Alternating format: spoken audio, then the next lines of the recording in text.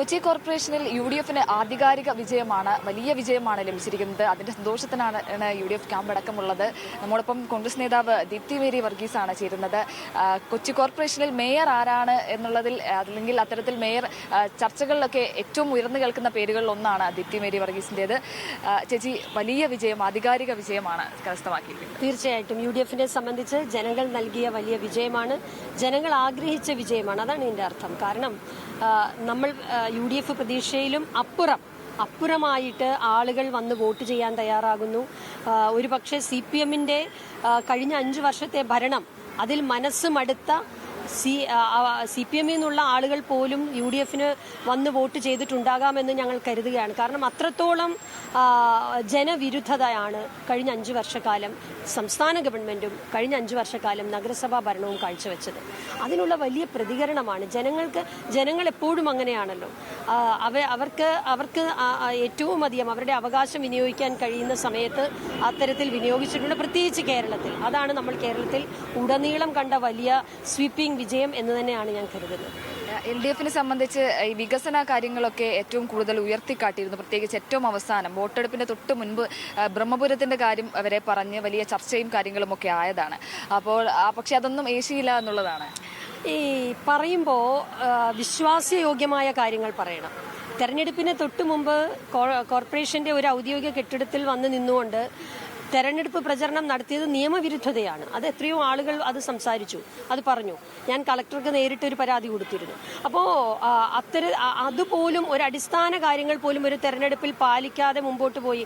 അത് ഒരുതരം വിഭ്രാന്തിയാണ്.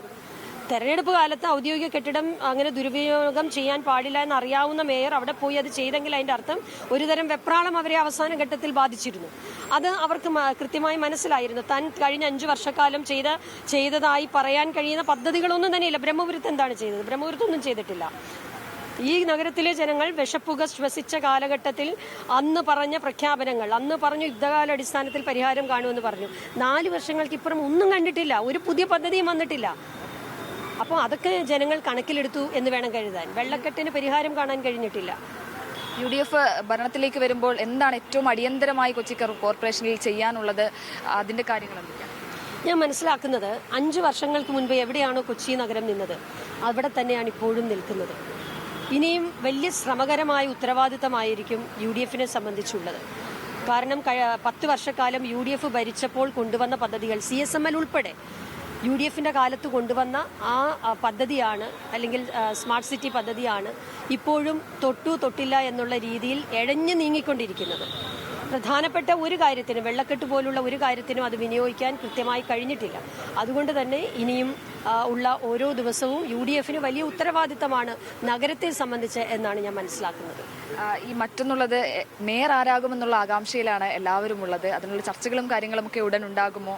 എന്താണ് അതൊക്കെ നേതൃത്വം ശരിയായ രീതിയിൽ ശരിയായ സമയത്ത് കൃത്യമായി തന്നെ അനൗൺസ് ചെയ്യുന്നതാണ്. അത് നേതൃത്വം AICCയുടെ നേതൃത്വവും KPCയുടെ നേതൃത്വവും കൂടിയിരുന്ന് അത്തരം കാര്യങ്ങൾ തീരുമാനിച്ച് പറയുന്നതായിരിക്കും. സാമുദായിക സമവാക്യങ്ങളടക്കം പരിഗണിക്കേണ്ടതായിട്ടുണ്ട്. ഇത് സാമുദായിക സമവാക്യം എന്ന് പറയാൻ ഇതിൻ്റെ അകത്ത് എല്ലാ കാലത്തും കോൺഗ്രസ് അനുവർത്തിച്ചു പോരുന്ന ഒരു രീതിയുണ്ട്, ഒരു ഇൻക്ലൂസീവ് സെക്യുലറിസം. എല്ലാ ആളുകളെയും ഒരുപോലെ കാണുന്ന ഇൻക്ലൂസീവ് സെക്യുലറിസമാണ് കോൺഗ്രസിന്റെയും ഇന്ത്യൻ ഭരണഘടനയുടെയും ലക്ഷ്യമെന്ന് പറയുന്നത്. അത്തരത്തിലാണ് കോൺഗ്രസ് മുമ്പോട്ട് പോകുന്നത്. അപ്പോൾ ഒരിക്കൽ കൂടി അഭിനന്ദനങ്ങൾ, ആശംസകൾ. സഞ്ജു പൊറ്റമ്മലിനൊപ്പം ലിഡിയ ജേക്കബ്, മീഡിയ 1 കൊച്ചി.